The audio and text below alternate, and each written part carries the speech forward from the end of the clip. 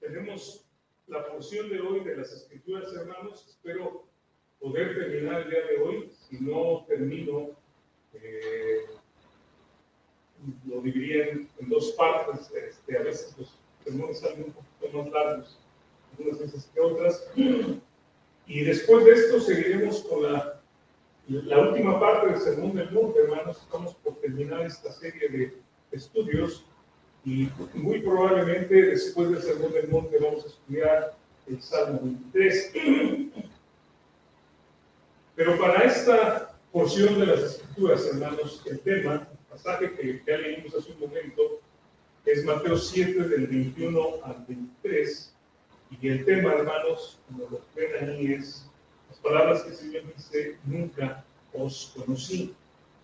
Quiero leer el texto, hermanos, si quieren buscarlo en su Biblia. Hoy nada más voy a tener los textos aquí, es decir, nada más las citas, entonces tendrán que buscar en la Biblia el pasaje, aunque yo los voy a leer también, pero dice: no todo el que me dice Señor, Señor, entrará en el reino de los cielos, sino el que hace la voluntad de mi Padre que está en los cielos. Muchos me dirán en aquel día: Señor, Señor, no profetizamos en tu nombre, y en tu nombre echamos fuera demonios, y en tu nombre hicimos muchos milagros. Y entonces les declararé: nunca os conocí, apartaos de mí, hacedores de. Señor, danos, Padre, la sabiduría para meditar en estos textos. Y también, Padre, danos ese amor, Padre, esa fe, esa seguridad, Señor, de que creemos, Padre, en ti, de que estamos seguros que hemos creído en ti, Señor, y a quien hemos creído, y ayúdanos a caminar, Padre, fielmente todos los días que nos restan en este mundo contigo, en el nombre de Jesús. Cuando leía este pasaje, hermanos, en la semana, estudiándolo, yo pensaba en varias cosas y me preguntaba: ¿cuánta gente habrá sinceramente engañada? Y cuando digo sinceramente engañada, me refiero que probablemente sinceramente ellos van a un lugar, ellos se congregan en alguna parte, o ellos tal vez tienen una idea en su mente creyendo, que creen en el Dios de la Biblia, en el Dios que nos enseña de las Escrituras, pero realmente no creen. Esto me hace pensar en esto. ¿Cuánta gente extremadamente religiosa, que a lo mejor nunca falta a sus reuniones, no deja de hacer todos los ritos y todas las cosas, celosos de su religión, porque nada más le dicen algo de la religión y hasta se prenden, ¿no?, de que no me toques a mi religión y a mi líder, pero no son verdaderos creyentes? ¿Cuánta gente en muchos lugares, muchos grupos, muchas iglesias, lo vemos hasta en televisión, hará aparentemente milagros y cosas maravillosas, ¿no? Y hablará con palabras tan bonitas, pero no tiene ninguna relación con Cristo, y al contrario, a lo mejor hasta son enemigos de la cruz. Y por supuesto también una pregunta reflexiva o autorreflexiva: ¿soy yo un genuino creyente? ¿Soy yo de verdad alguien que ama a Dios de todo corazón?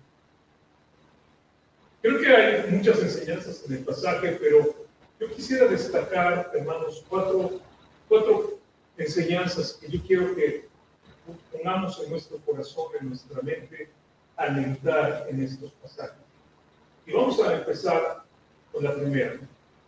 El texto dice, los versículos 22 y 23, dicen así, hermanos: muchos me dirán en aquel día: Señor, Señor, no profetizamos en tu nombre, y en tu nombre echamos fuera demonios, y en tu nombre hicimos muchos milagros. Y entonces les declararé: nunca os conocí, apartaos de mí, hacedores de mí. Y la primera idea, hermanos, es que los falsos maestros pueden hacer aparentemente obras portentosas. Es decir, la gente puede caer en la trampa de los falsos maestros porque aparentemente hacen cosas muy, muy espectaculares. Y digo aparentemente porque normalmente no transforman la vida de la gente. Digo aparentemente porque normalmente cuando la gente en estas campañas que se hacen, en estos lugares, lugares, en estos programas de televisión. Aparentemente lo único que hay es una sanidad física, pero no hay un cambio espiritual.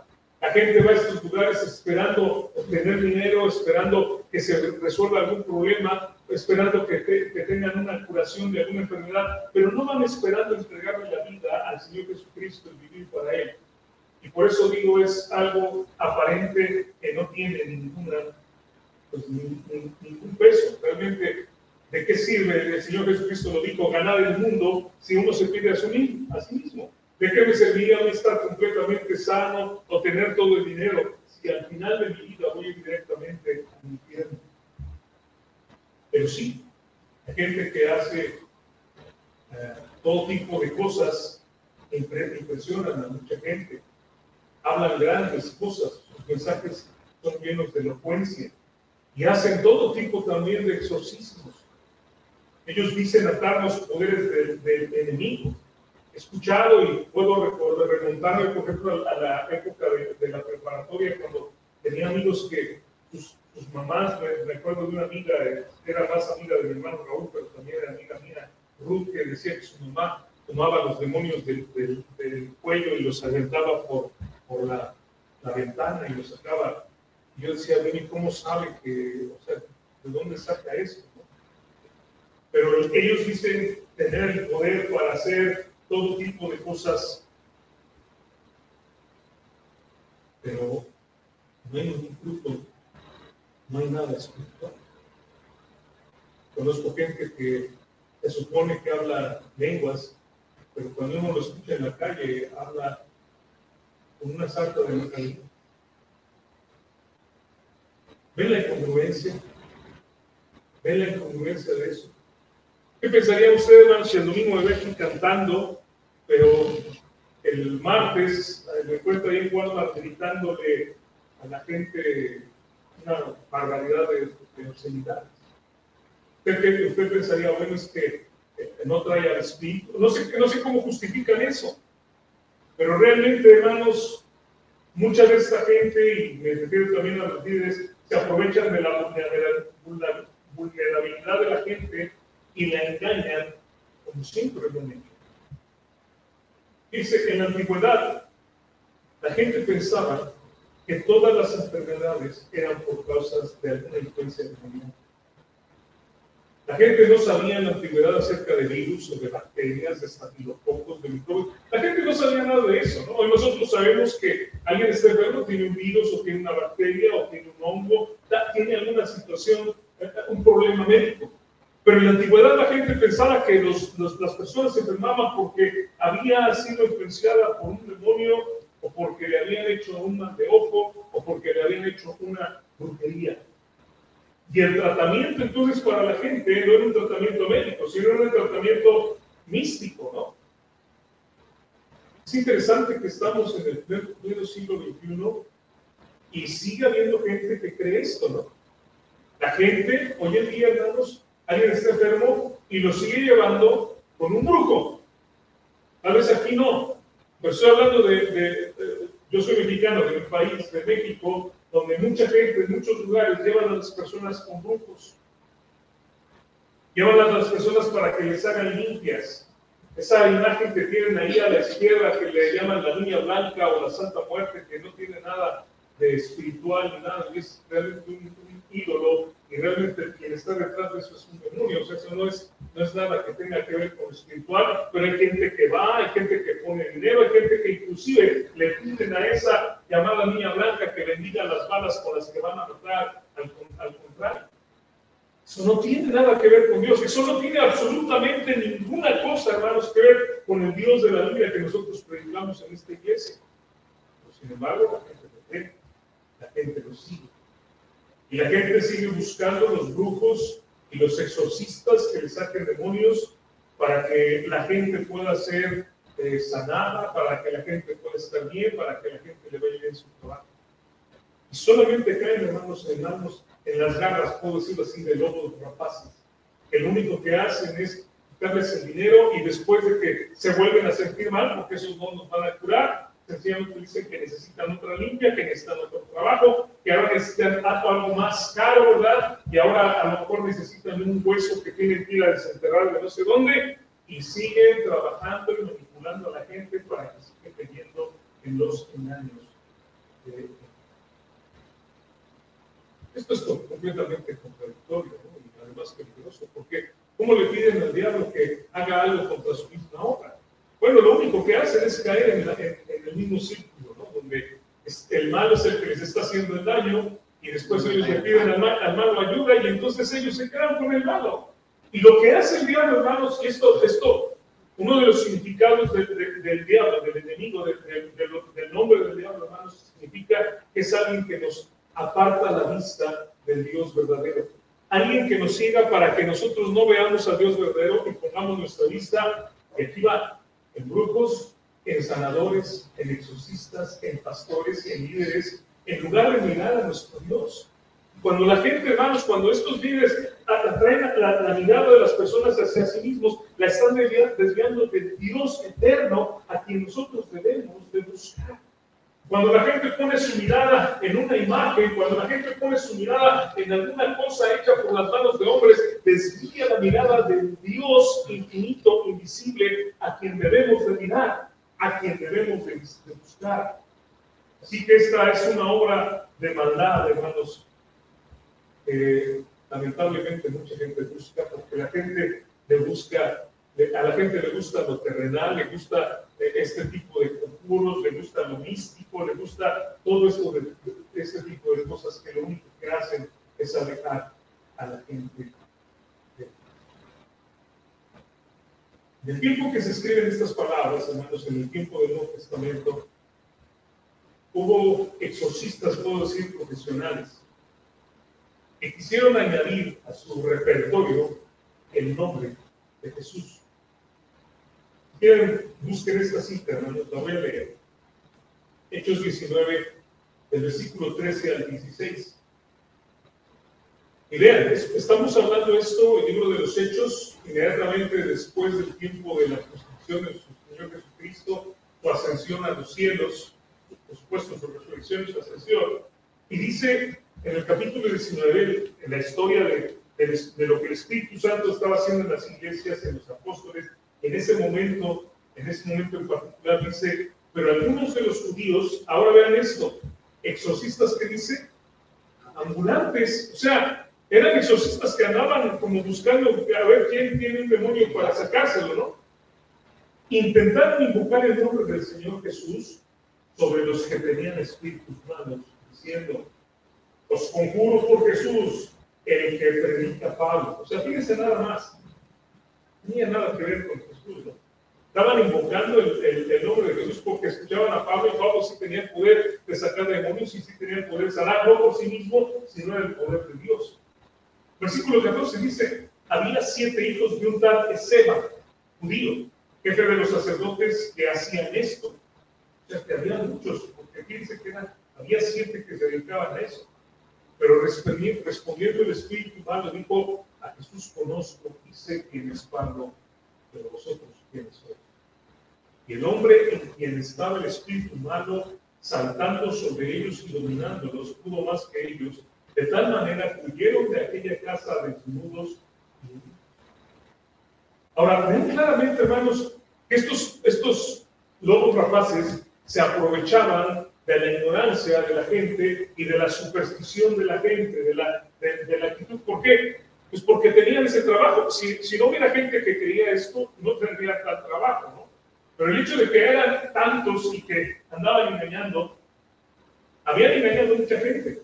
Pero cuando llegan con alguien que de verdad sí estaba poseído, no alguien que nada más creía o estaba sugestionado, sino con alguien que de verdad estaba poseído, no pudieron hacer.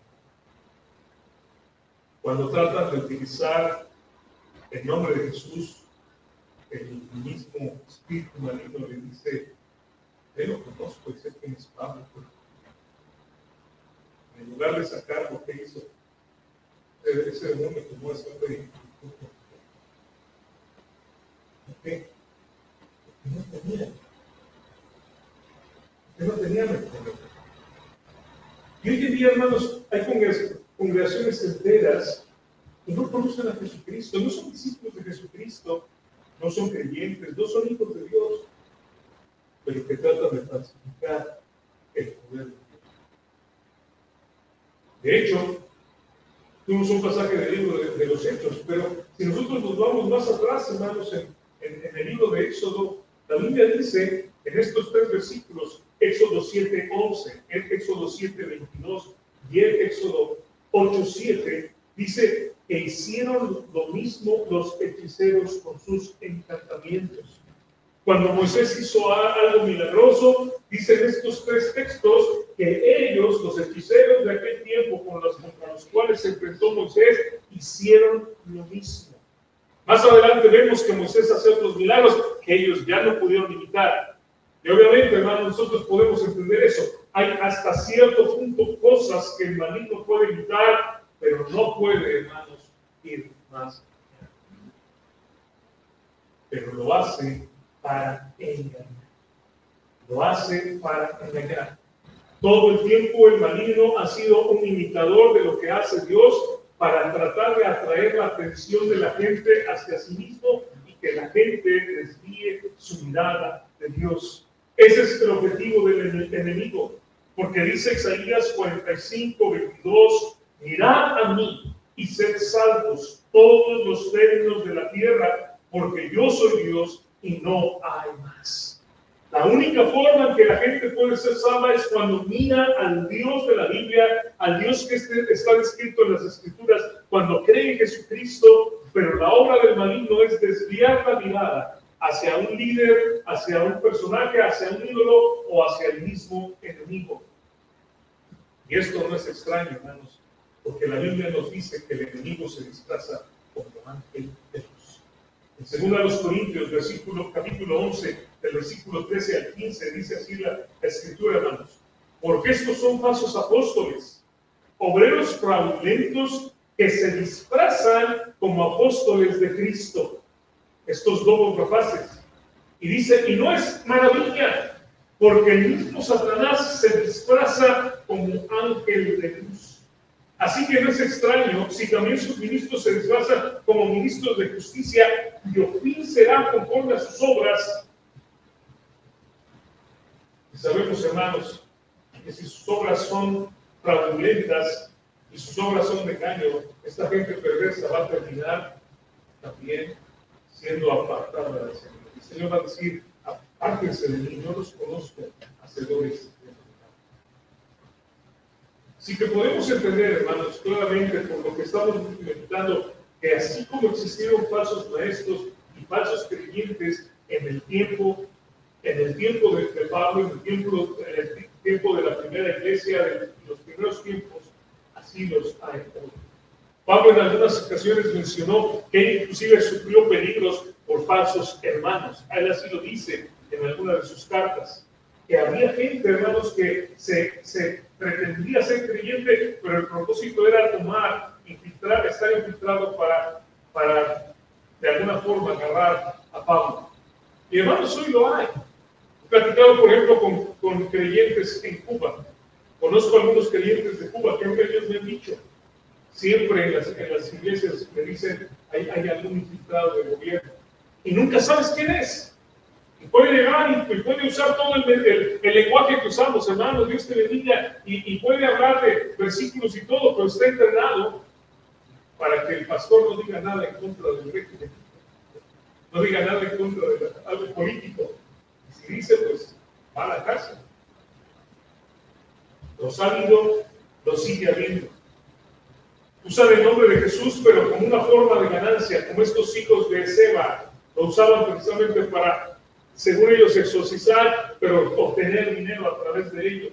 Pero no importa su palabrería, su elocuencia, sus obras espectaculares, no son verdaderos creyentes.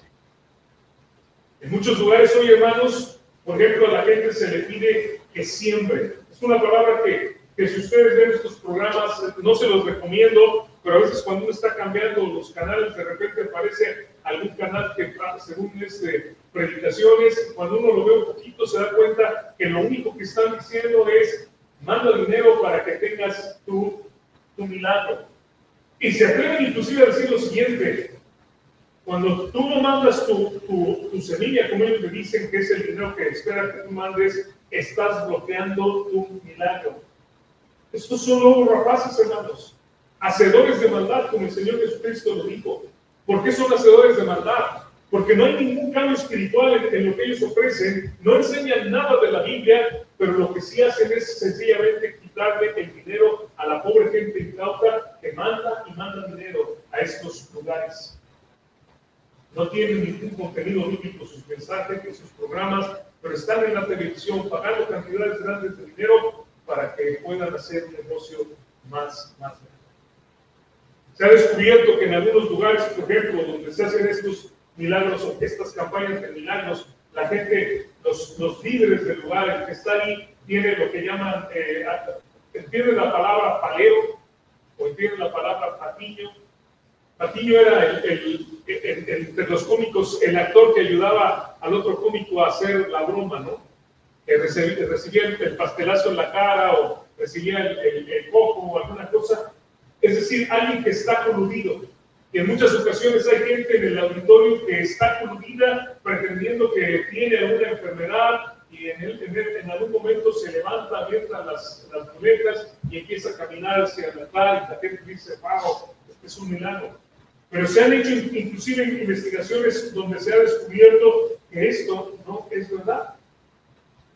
En otras ocasiones, cuando la gente va llegando a los auditorios, les hacen toda serie de preguntas y hay todo un equipo. El que está al frente tiene un chicharito, tiene un auricular donde le dice: mira, la persona que tiene vestido azul a tu lado derecho dice que tiene un problema, viene porque tiene una situación de enfermedad. Y entonces el que está al frente, ¿verdad?, que está escuchando eso, dice: hay alguien aquí, está de mi lado derecho, que tiene un problema de enfermedad, está vestido de azul. Y yo quiero que en este momento entienda que Dios quiere hacer un milagro. Es sencillamente, hermanos, una obra teatral en muchas ocasiones, donde la gente sencillamente cae en las garras de un programa orquestado. Hay documentales que se han dedicado a esto, hermanos, donde inclusive la música, el tiempo de la música, todo lo que hay, las luces, todo lo que se emplea en estos auditorios es para que la gente caiga en esa trampa y den dinero, y den más dinero, y den más dinero. Pero no hay una novedad de vida, no hay un mensaje de Jesucristo, no hay nada de eso. En algunas ocasiones hay gente sincera, hermanos, que llega a estos lugares. En un momento, por la emoción, por el programa, por lo que está pasando, siente una curación. Lo triste es que después, cuando pasan las semanas y nuevamente esto ha sido documentado, esa gente vuelve a enfermar. Pero lo peor es que el lobo rapaz dice: es que no se sanó completamente porque le faltó fe. ¿Sabe lo que está haciendo con eso?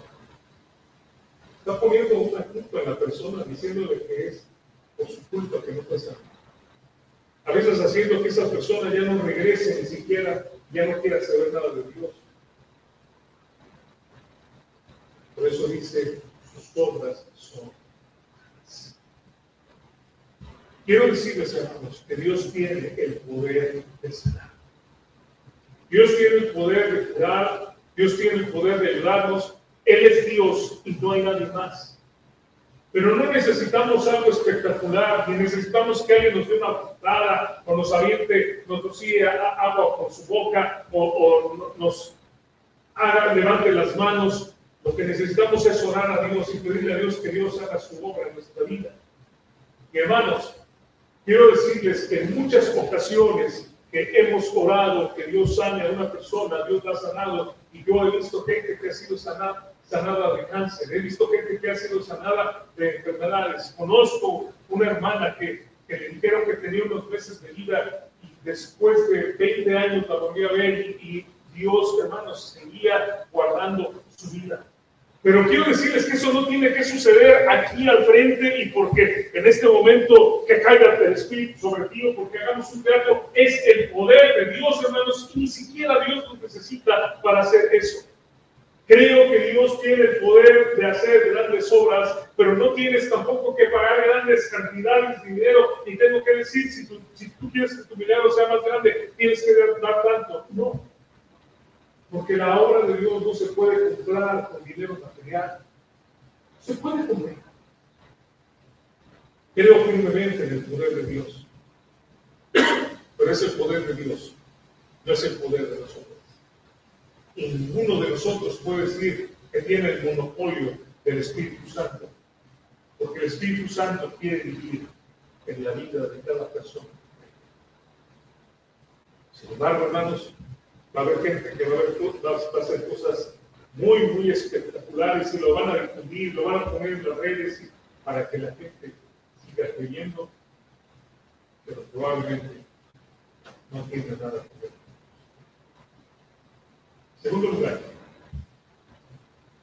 en este mundo, hermanos, habrá creyentes y pseudo creyentes, es decir, habrá gente que de verdad cree en Jesucristo, pero habrá gente, hermanos, que no cree en Jesucristo.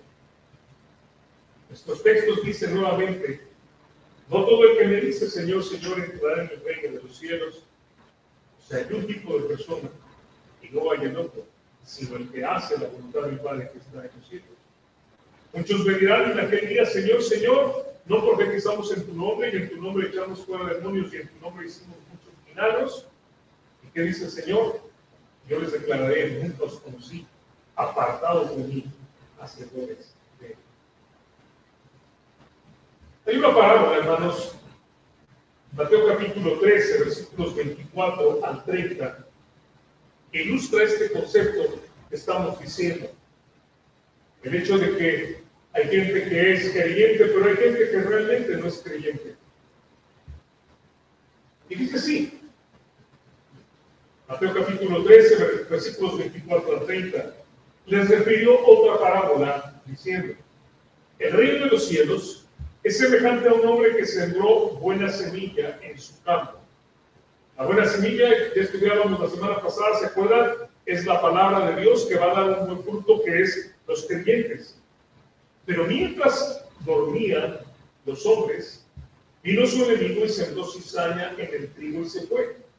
La cizaña, hermanos, la semilla de cizaña es el mensaje adulterado de la palabra de Dios, el mensaje de los falsos maestros, el mensaje de los lobos rapaces. Utiliza la Biblia sencillamente para engañar. Versículo 26. Y cuando salió la hierba, dio fruto, entonces apareció también la cizaña. Ambas, como ustedes pueden ver en la imagen, hermanos, son muy parecidas. La que tienen ustedes de su lado izquierdo es cizaña, y la que tienen de su lado derecho, ese es trigo. Pero si ustedes las ven, son muy parecidas. Ambas semillas podemos decir que son similares, que parecen idénticas. Vinieron los siervos del padre de familia y le dijeron: Señor, ¿no sembraste buena semilla en tu campo? ¿De dónde pues tienes cizaña? Él le dijo: un enemigo ha hecho esto. ¿Quién cree que es el enemigo? Es el diablo, el acusador, el adversario, el que quiere cegar nuestros ojos para que no veamos a Dios. Y los siervos le dijeron: ¿quieres pues que vayamos y la arranquemos? Él sabiamente les dijo: no sea que al arrancar la cizaña arranquéis también con ella el trigo. Dejad crecer juntamente lo uno y lo otro hasta la siega. Es decir, va a haber trigo y cizaña en este mundo, hermanos, hasta la venida del Señor, hasta que sea el juicio. Y al tiempo de la siega, yo diré a los segadores: recoger primero la cizaña y atarla en manojos para quemarla, pero recoger el trigo en mi granero. ¿Por qué, hermanos? La cizaña va al fuego, pero el trigo va al granero. Ahora, la cizaña, hermanos, vean la característica principal. ¿Cuál es la diferencia? ¿Sí la pueden ver ahí? La cizaña se mantiene erguida. Si ven que la cizaña está paradita, mientras que el trigo, hermanos, se inclina. La cizaña, la semilla de la cizaña no tiene peso. Podría decir que es un peso muy vano, muy leve. Mientras que el trigo, hermanos, tiene peso y hace que entonces se incline. Y esto tiene un simbolismo, por supuesto. Aquel que es verdadero creyente, hermano, se inclina ante Dios. Aquel que es verdadero creyente, hermanos, se agacha ante el Señor y reconoce al Señor Jesucristo como su Dios, como su Señor, como su Rey, como su Salvador. Pero aquella persona que realmente no cree en Jesucristo, ve a Jesucristo sencillamente como un mandadero, como un genio de la lámpara, ¿no? Donde solamente lo quiere para, hazme este milagro, ayúdame, dame, guárdame, cuida a mi familia, dame todo lo que yo necesito, y dame, no me hace falta tocar los dedos, ¿verdad? Para que él le haga lo que él quiere.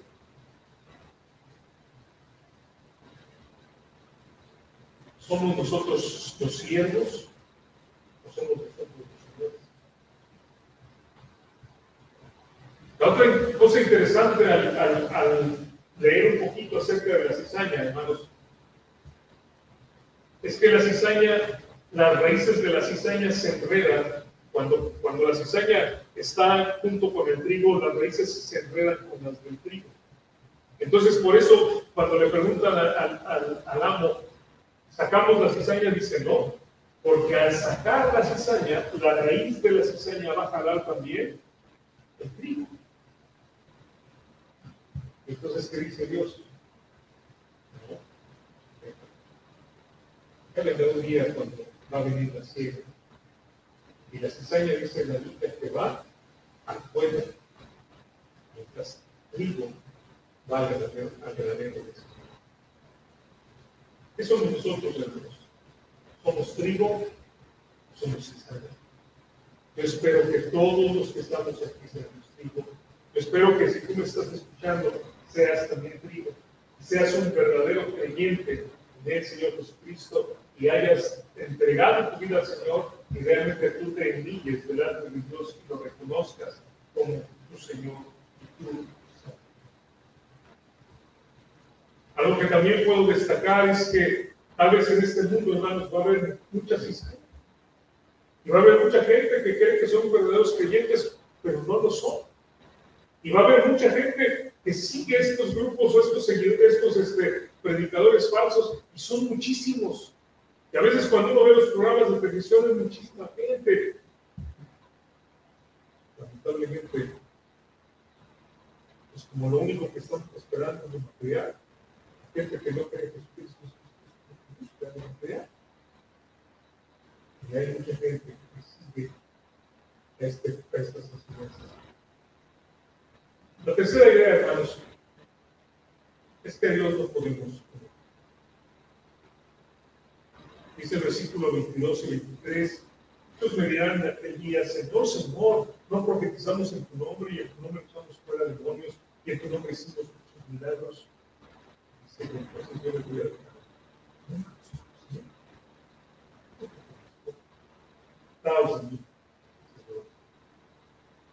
puede ser que engañemos al resto de la gente, a nuestra familia. Es más, puede ser que a veces nos tratemos de engañar nosotros mismos, pero el que jamás vamos a engañar a nuestra gente. No hay forma de que vamos a engañar a Dios. Rubén mencionó un texto la semana pasada. Este fue el texto que Rubén mencionó en su mensaje, Juan capítulo 2, 23 al 25. Estando en Jerusalén, en la fiesta de la Pascua, muchos creyeron en su nombre, viendo las señales que hacían. Las señales, ¿verdad? La gente siempre está buscando señales, siempre estamos buscando algo espectacular. Pero Jesús mismo no se fiaba de ellos porque conocía a todos. Y no tenía necesidad de que nadie le diera testimonio del hombre, pues él sabía lo que había en él. Él sabía, dice la Biblia, él sabe lo que hay en el hombre. Sabe lo que hay en el hombre. Yo no sé por qué la gente espera ver algo espectacular. ¿Qué más espectacular, hermanos, que el cambio de vida? ¿Qué es espectacular que decir, yo era una persona que tenía odio en mi corazón y ahora tengo amor? ¿Qué más espectacular que decir, yo era una persona alcohólica, yo era una persona que no tenía control sobre mí mismo y ahora Dios controla mi vida? Eso realmente es espectacular. Cuando una persona que no puede dejar un vicio, cuando una persona que está al borde del suicidio, cuando una persona que está al borde del divorcio es transformada, eso de verdad es espectacular. Ese es el poder. No se puede engañar la cosa. Puede ser que haya gente que me escuche, hermanos, que le hayan rociado 1000 veces con la llamada agua bendita. Que le hayan salpicado agua en la frente en un supuesto bautismo, y digo supuesto porque la palabra bautismo significa inmersión. Si una persona no es metida completamente en el agua, no ha sido bautizada.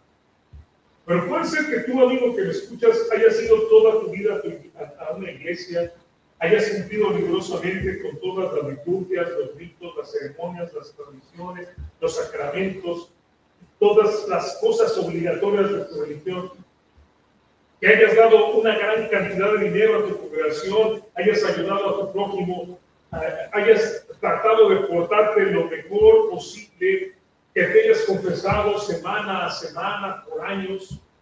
Puede ser que tú hayas tratado de cumplir con todos los protocolos de tu religión, que aún te hayas vestido con ropas supuestamente santas, que te hayas aprendido todas las doctrinas que te enseñan en tu congregación y todos los rezos, y que te hayas memorizado inclusive pasajes completos de la Biblia, que tengas en tu casa una gran cantidad de reliquias y tengas una gran cantidad de cosas religiosas y tengas artefactos y cuadros y esté llena de tu casa de todo este tipo de cosas. Pero escúchame, si no has creído en Jesucristo,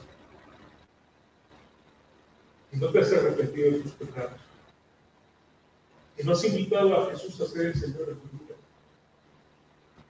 tú no eres salvo. Tú vas a escuchar estas palabras.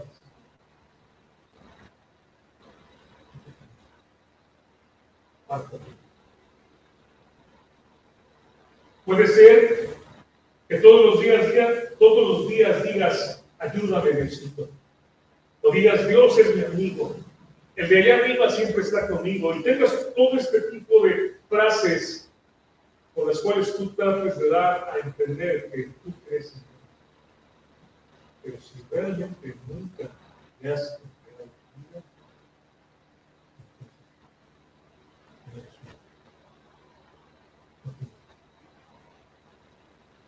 este pasaje, hermanos, nos lleva a entender y a reflexionar. De verdad, yo lo he hecho, de verdad, yo he creído. Vean que en el pasaje hay una palabra clave. En el versículo 23 Jesús dice, nunca os. Sí que analiza tu vida. Y piensa en esto. ¿Cuándo fue el día, la fecha? O a lo mejor no te acuerdas de la fecha y la hora, pero ¿cuándo fue el día que tú le entregaste tu vida a Jesucristo? ¿Cuándo te arrepentiste de tus pecados y le diste el control de tu vida a Cristo? ¿Te acuerdas de ese momento? Nunca lo sé. ¿Cuándo le dijiste a Cristo? Yo límpiame todo lo que Señor, ven a mi vida. Señor, te de verdad te repito. Y de ahora en adelante te voy a seguir. ¿Cuándo notaste que tu vida fue transformada porque tú creíste en Él? Y en ese momento, cuando tú creíste, tú eras de una forma y ahora eres de una forma diferente. O sea, todo esto que estoy preguntando, nunca. ¿Vas a saber eso? El Señor dice, nunca.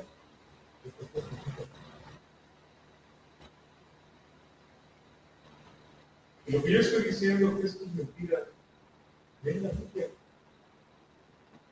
En esta iglesia lo que hacemos, hermanos, es invitar a la gente a que estudie las Escrituras. No creas, amigo. Ni siquiera estoy yo aquí para que tú me sigas. Yo lo que quiero es que tú sigas a Dios. Yo lo que quiero es que tú entregues tu vida a Dios. Yo lo que quiero es que tú seas fiel a Dios. Vídate de mí. Si tú crees que lo que yo estoy diciendo no es verdad, entonces analiza y ve en la palabra de Dios ¿Quién fue crucificado por tus pecados? ¿Quién sufrió el infierno para que tú no lo tengas que sufrir? ¿Quién regresó de la vida para darte la garantía de que Él te da vida eterna y ascendió a los cielos? Viene muy pronto. Viene por sus hijos. Ven la Biblia. No le creas a los estafadores, no le creas a los lobos rapaces. Ven la Biblia. Corrobora. Se has creído. Que viene, hermanos. En Apocalipsis capítulo 20, hermanos.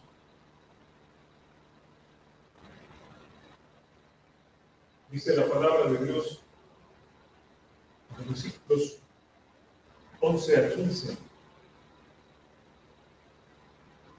Este pasaje habla de ese juicio, hermanos, del que toda la Biblia habla. Un día será el juicio, un día será el juicio. Y aquí nos lo describe y dice: vi un gran trono blanco y al que estaba sentado en él, de delante del cual huyeron la tierra y el cielo, y en ningún lugar se encontró para ellos. Y vi a los muertos grandes y pequeños de pie ante Dios. Y los libros fueron. ¿Qué libros? Los 66 libros de las Escrituras. ¿Por qué? Porque el Señor Jesucristo murió conforme a las Escrituras y nos va a aplicar conforme a las Escrituras. Dice en 1 Corintios 15, del 1 al 4, el texto: además os declaro, hermanos, el Evangelio que os he predicado, el cual también recibiste, en el cual también perseveráis, por el cual asimismo, si retenéis la palabra que os he predicado, sois salvos, si no creísteis en vano. Porque primeramente os he enseñado lo que asimismo recibí, que Cristo murió por nuestros pecados conforme a las Escrituras, y que fue sepultado y que resucitó al tercer día conforme a las Escrituras. Jesucristo, hermanos, cumplió conforme a las Escrituras. Y esos libros van a ser abiertos para ser juzgados conforme a las Escrituras. Y dice el versículo 12, estoy nuevamente en Apocalipsis, hermanos, regreso al texto que estamos viviendo. Y otro libro fue abierto, el cual es el libro de la vida, y fueron juzgados los muertos por las cosas que estaban escritas en los libros según sus obras. Es decir, se va a corroborar que Padre, Hijo y Espíritu Santo hicieron su parte, ¿verdad? Conforme a las Escrituras, Cristo murió, resucitó, conforme a las Escrituras. Se va a corroborar, hermanos, también. Se va a corroborar el fruto que tú hiciste, lo que tú hayas hecho. Dice el versículo 13: y el mar entregó los muertos que había en él, y el Hades, y la muerte y el Hades entregaron los muertos que había en ellos, y fueron juzgados cada uno según sus obras. Es decir, va a haber un cotejo entre el fruto que la Biblia dice que debes tener si eres creyente y el fruto que hay en tu vida.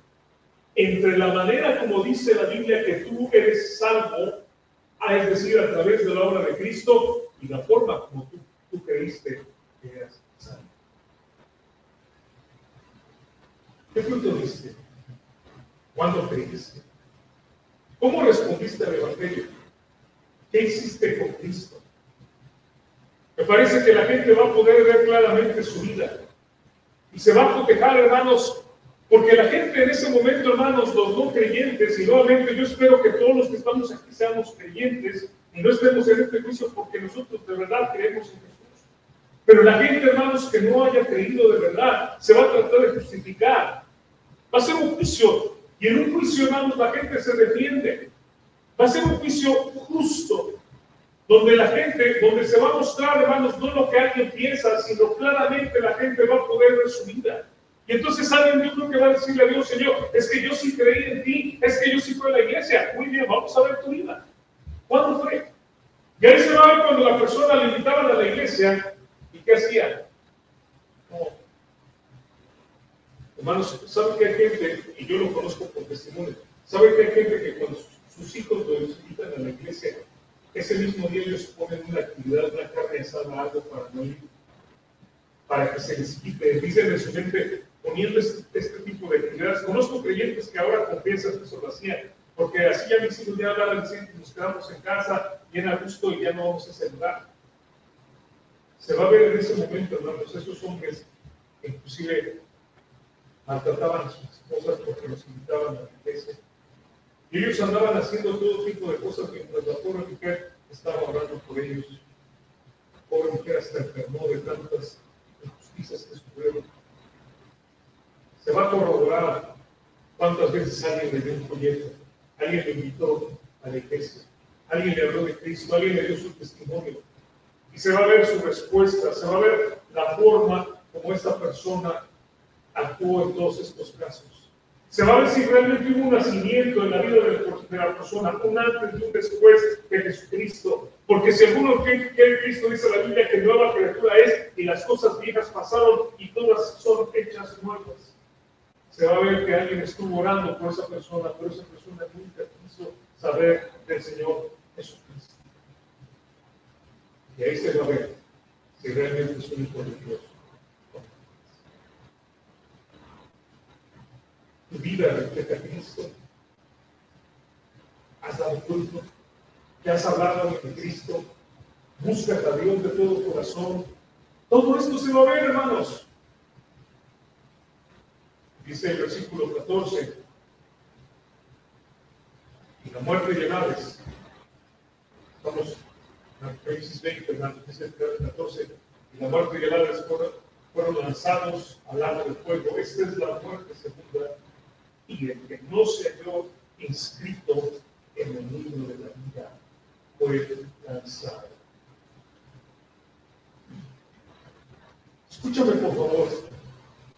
En la Biblia, hermanos, hay una persona en la Biblia que en el último momento de su vida creyó en Jesucristo. Me refiero, hermanos, a un ladrón que merecía la muerte de cruz y estaba al lado de Jesucristo, pero que en ese momento, al ver cómo Jesucristo soportó todo el castigo con una boca cerrada, hermanos, sin decir ninguna palabra, ese hombre que estaba maldiciendo a Cristo, porque un pasaje nos dice que al principio lo estaba maldiciendo, después al ver el testimonio de Cristo creyó y entendió que era justo y le dijo inclusive al otro ladrón: nosotros estamos aquí porque lo merecemos, pero él no ha hecho ninguna cosa mala. Y le dijo Jesús: acuérdate de mí, Señor, cuando vengas a tu reino. Ese hombre, hermanos, creyó allí en la cruz, sinceramente creyó. Y sabemos que sinceramente creyó porque Jesús le dijo: de cierto, yo te digo que hoy estarás conmigo en el paraíso. Hoy mismo, que vas conmigo. Pero hermanos, ese hombre no hizo ninguna buena obra. Ese hombre no se bajó de la cruz y después cambió su vida. No. Ese hombre no restituyó a nadie todo el mal que le había hecho. No le regresó a la gente que le había robado. Si mató a alguien, no hizo nada para pedir perdón. No hizo absolutamente nada. Pero ese hombre fue salvo. Este caso está en la Biblia, hermanos, para demostrarnos que la salvación no es por obras. No nos la ganamos de ninguna manera. No la merecemos. Es por la gracia de Dios. Por gracia somos salvos. Pero solamente es un caso para que nadie se confíe. Y para que nadie piense: bueno, en el último momento me voy a arrepentir. Creo que hay gente que piensa eso. Platicar con la gente, creo que hay gente que escucha el mensaje y dice: bueno, ya sé que tengo que creer en Cristo. El día que me esté muriendo, en ese momento ya le pido perdón a Dios y bueno, ya viví mi vida como yo quise y ahora me voy a la vida eterna. Bueno, les voy a decir una cosa. No sabemos nada de nosotros, cómo va a pasar. No sabemos si eso va a ser en un momento, no sabemos si va a ser algo culminante, así que te advierto, no te confíes. Y tal vez estos dos rapaces, hermanos, de los que hemos venido hablando, tal vez se van a creer que se salieron con la suya, ¿verdad? Los engañaron. Tal vez nos engañaron. Nunca van a engañar. Van a ir a la perdición. Nunca los conocen. Dice así. Nunca los conocen. Y vamos a la cuarta parte, hermanos. La única forma como podemos demostrar nuestra sinceridad es por nuestra culpa. ¿Qué dice el capítulo 7, versículo 21? Sino el que hace la voluntad de mi Padre está en los cielos. No todo el que me dice Señor, Señor entrará en el reino de los cielos, sino el que hace la voluntad de mi Padre está en los cielos. Podríamos pasar la vida diciendo que amamos a Dios y su palabra, que es la persona más importante de nuestra vida, pero de nada sirve, hermanos, que lo digamos si no lo demostramos con nuestros hechos, con nuestra vida, con nuestros actos, con nuestro fruto. Jesús dijo, lo habíamos predicado ya, hermanos, hace unas semanas, por sus frutos los conoceréis. Y en Juan capítulo 14, versículo 15, Jesús dice claramente, si me amáis, guardad mis mandamientos. La demostración del amor a Dios es la obediencia. Nuestras buenas obras, hermanos, no son para salvación. Ya lo acabo de decir yo en el caso de este ladrón al lado de Jesucristo en la crucifixión. Las buenas obras no son para salvación.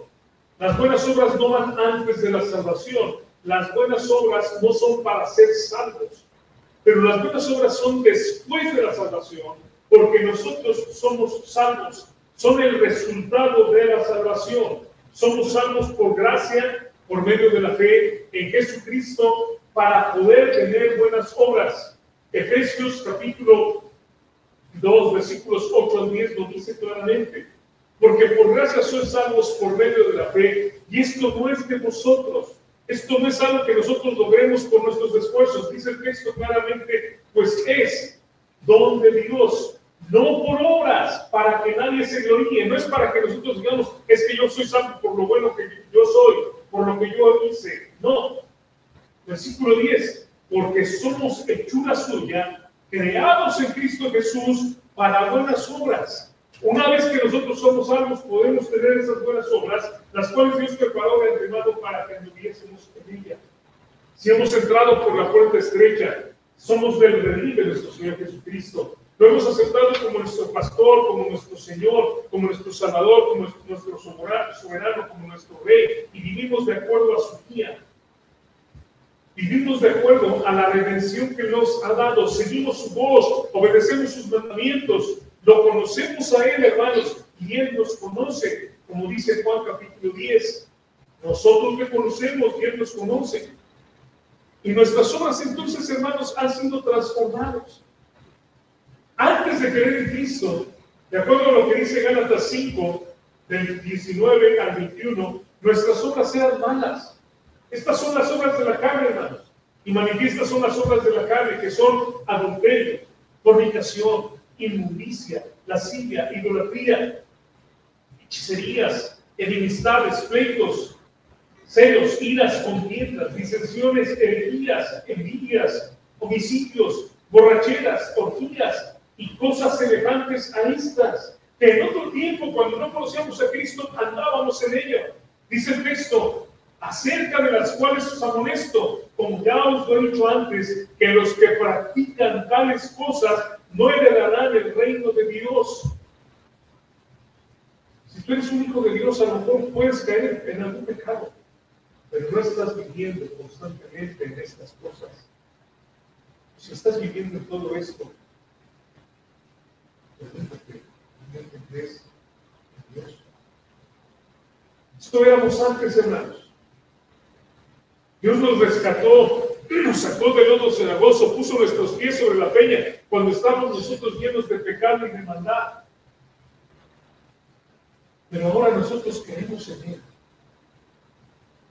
Tenemos verdadera vida, vida espiritual, vida abundante, vida eterna. Somos árboles plantados junto a corrientes de aguas que dan su fruto en su tiempo, que su hoja no cae, que todo lo que hace prosperará. Tenemos el Espíritu Santo en nuestras vidas. La palabra de Dios nos alimenta. Dios gobierna nuestras vidas. Él es nuestro Señor. Y por lo tanto, hermanos, ahora nosotros tenemos el fruto del Espíritu Santo. En ese mismo pasaje, Gálatas 5, vean ahora el versículo 22 y el 23. Mas el fruto del Espíritu, dice, es amor. Ahora yo tengo amor, el amor de Dios. Tengo gozo, tengo paz, tengo paciencia, benignidad, bondad, fe, mansedumbre, templanza. Contra tales cosas, dice el texto, no hay ley. Entonces pregúntate, ¿tienes este fruto en tu vida? Yo le he visto una cosa, aquella persona que no tiene Cristo, no tiene este fruto en su vida. No solamente no tiene este fruto en su vida, pero tiene el otro fruto, el de la carne. Entonces, ¿es de Dios o no es de Dios? Si no tenemos este fruto del Espíritu, entonces, ¿qué tipo de árbol somos? No nos entendé una cosa, hermanos. Decirle al Señor, Señor, no es solamente una forma de elección, no es una figura de elección, solamente le digo así, sino es reconocerlo de verdad como el amo de nuestra vida. El Señor, el dueño de nuestra vida.